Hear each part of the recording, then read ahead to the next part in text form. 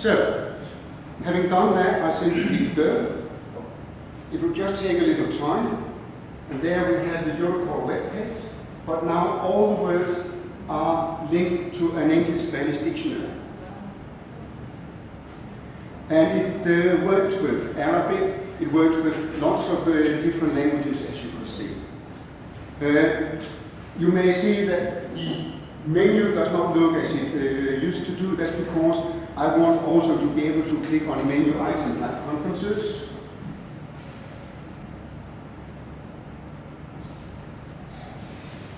Somewhere up there should be a translation of that. Otherwise, let's find another language. I have to scroll down, I think. I have to scroll down. Okay. That's all advertising, yeah. Right. I just take one of the other languages, not Maori, I don't think it might work. Let's just take French and see what happens. Maybe because it's in the plural. It should be conference, just conference. So it was there somewhere. Yeah.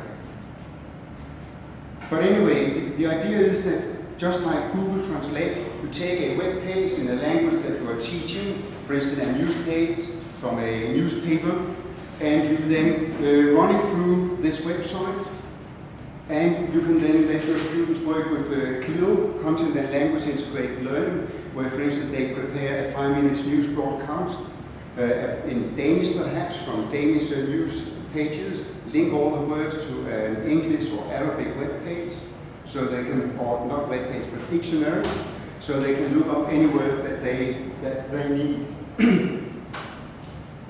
If I want it to be as it is originally, I can then accept that I want the links. Let's take the African.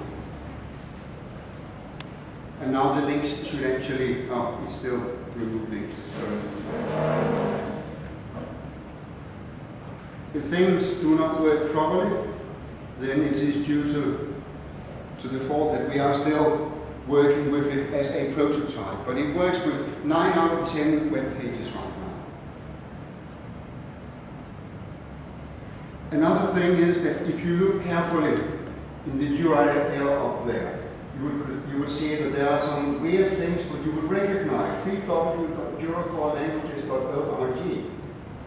That means that if you want to prepare links for your students, you can simply put that link into a web page, and it will take you through this Wordlink frame.